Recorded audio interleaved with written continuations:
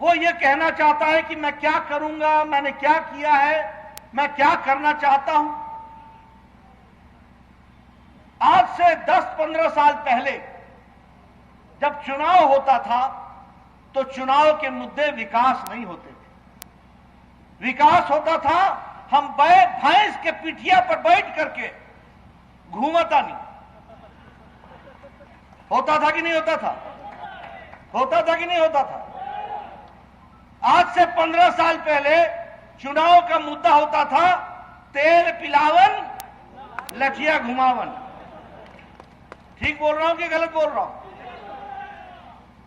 ये क्यों था? ये इसलिए था क्योंकि लालू प्रसाद जी का जंगल राज था।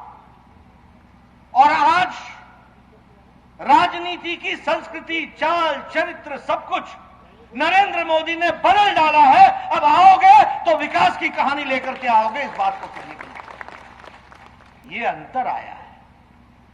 आजकल अब ये हमारे तेजस्वी बाबू 10 लाख नौकरी दिए, 10 लाख। अरे 25 लाख के तो तुम पलायन करा दिए, होकर कौन जवाब देगा? कराया कि नहीं कराया? बिहार से 25 से 30 लाख लोग पिछले 15 साल के पहले पलायन किए थे कि नहीं किए थे? और लालू जी बोलते थे कि नहीं बोलते थे, अंगोछा पहन के जाता है, टाई सूट पहन के आता है। तो लालू जी इसमें आपका क्या योगदान था? आप तो इसको अपना अभिमान मानते थे। आज आपको विकास की कहानी कहनी पड़ रही है। ये इसलिए कहनी पड़ रही है क्योंकि नरेंद्र मोदी ने भारत की, बिहार की राजनीति की संस्कृति बदल डाली है। इसको हमको समझना चाहिए। अब पिछले बार 2015 में जब प्रधानमंत्री जी आए थे तो 1,25,000 करोड़ का पैकेज देकर के गए थे।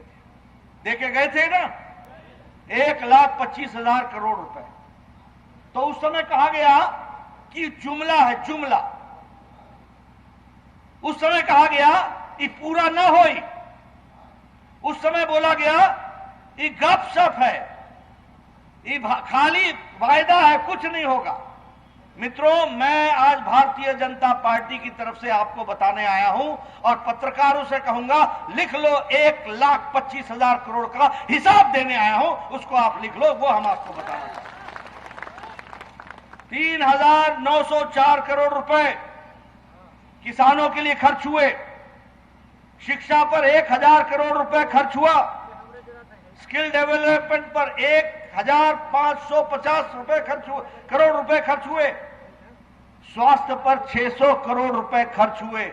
और 600 करोड़ में दरभंगा का all India institute of medical sciences 1,300 crore का नहीं है, वो अलग से दिया है। मुरादपुर को 500 करोड़ रुपए का मेडिकल कॉलेज मैंने अलग से दिया है। इसको हमको ध्यान में रखना चाहिए।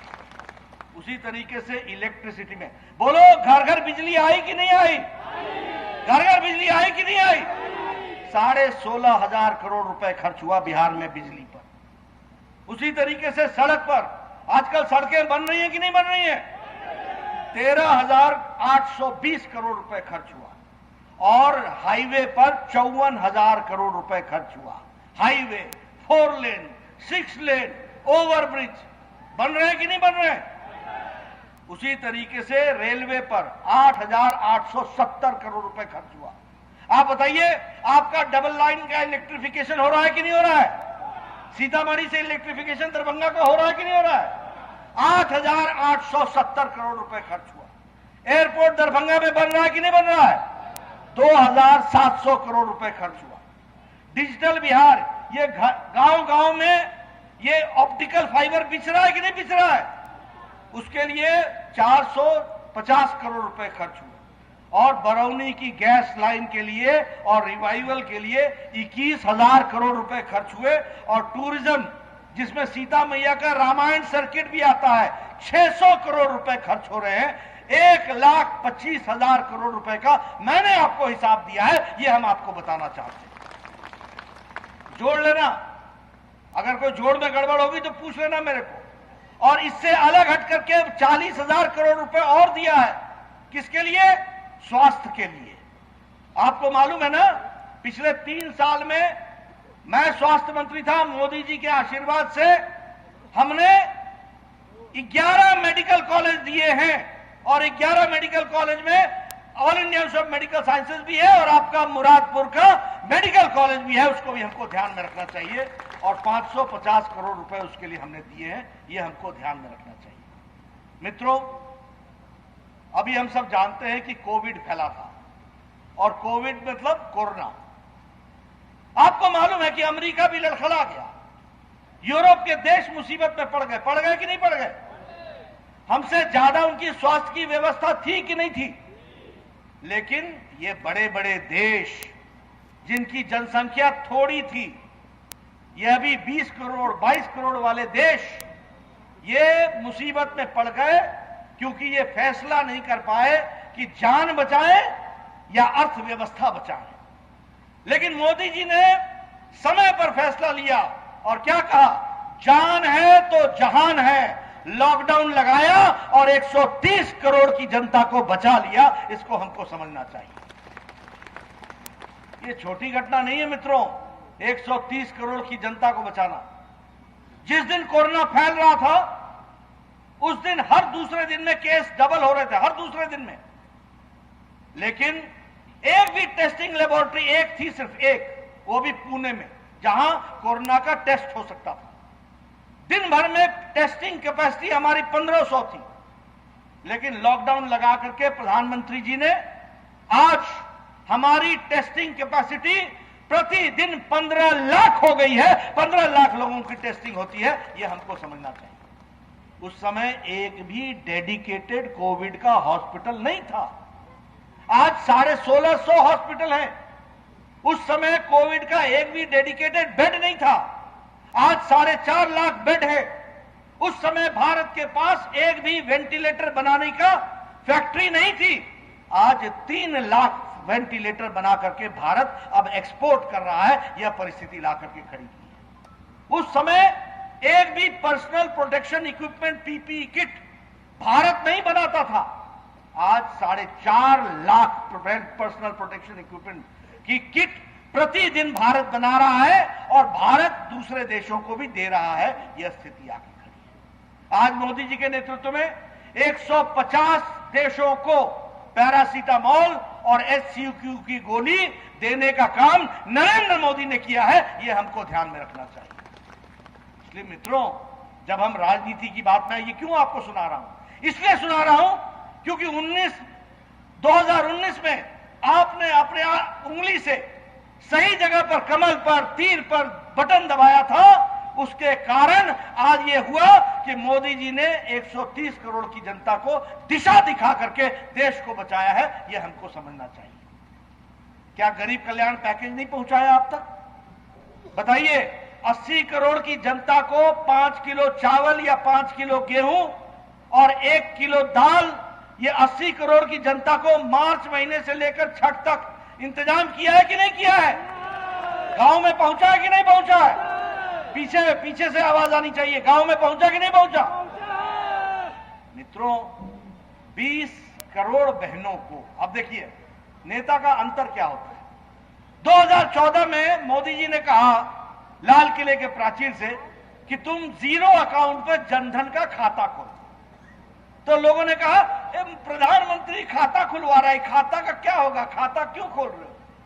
मित्रों, जब कोरोना आया ना और जब लॉकडाउन लगा तो यही जनधन खाते में मोदी जी ने बिना पोस्टमैन के, बिना पोस्ट ऑफिस के, बिना मनी ऑर्डर के 20 करोड़ बहनों के खाते में 500 रुपए, 1500 रुपए 3 महीने के लिए पहुंचा दिए ताकि उनका चूल्हा जल सके। ये व्यवस्था करके दी कि नहीं दी? हमारे दिव्यांग भाई, हमारे विधवा बहनें, हमारे वृद्ध लोग, इनके खाते में 3 महीने के लिए 1-1 हजार पहुंचाया कि नहीं पहुंचाया?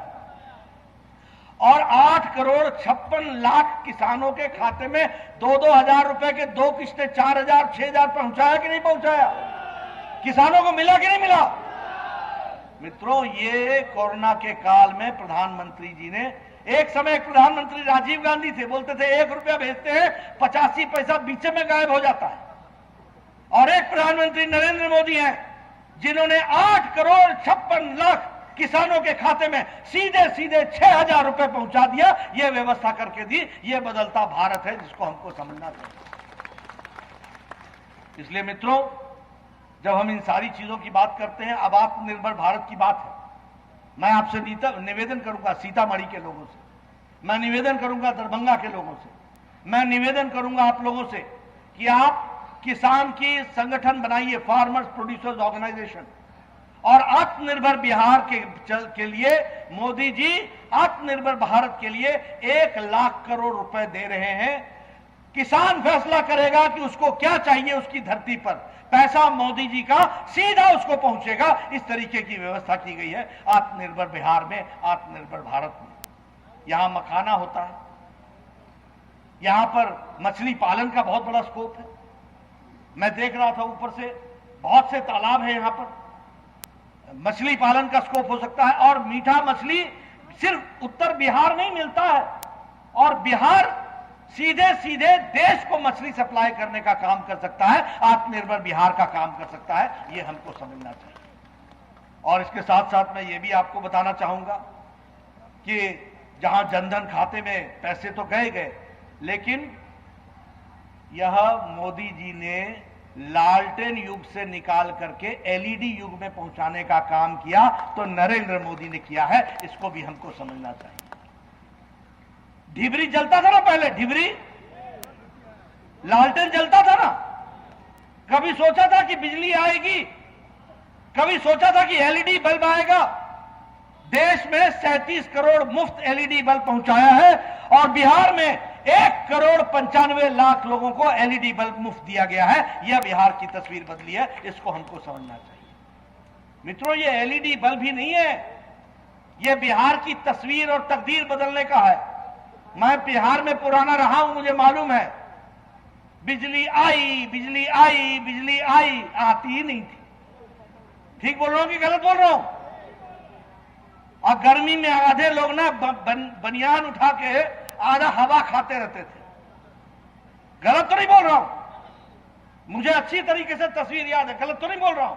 पूरा बनियान उठा करके हवा लगा रहे हैं। आई बिजली, आई आई, और जब तक आई तो बोले गई गई गई गई। आजकल 24 घंटा बिजली रहती है कि नहीं रहती है? रहती है कि नहीं रहती है? यह है नरेंद्र मोदी जी और नीतीश कुमार का कमाल। यह है विकास की कहानी जो आपको समझना चाहिए। आप बताइए, हमारी बहनें सूर्यास्त का इंतजार करती थी कि नहीं करती थी, और सूर्योदय से पहले नित्य कर्म के लिए जाती थी कि नहीं जाती थी? नमस्कार, मैं हूं मानक गुप्ता। अगर आपको हमारा ये वीडियो पसंद आया हो तो इसे लाइक और शेयर जरूर करें, और हां, हमें सब्सक्राइब और फॉलो करना ना भूलें, ताकि आप देश और दुनिया की कोई खबर मिस ना करें। तो जुड़े रहिए हमारे साथ और देखते रहिए न्यूज़ 24।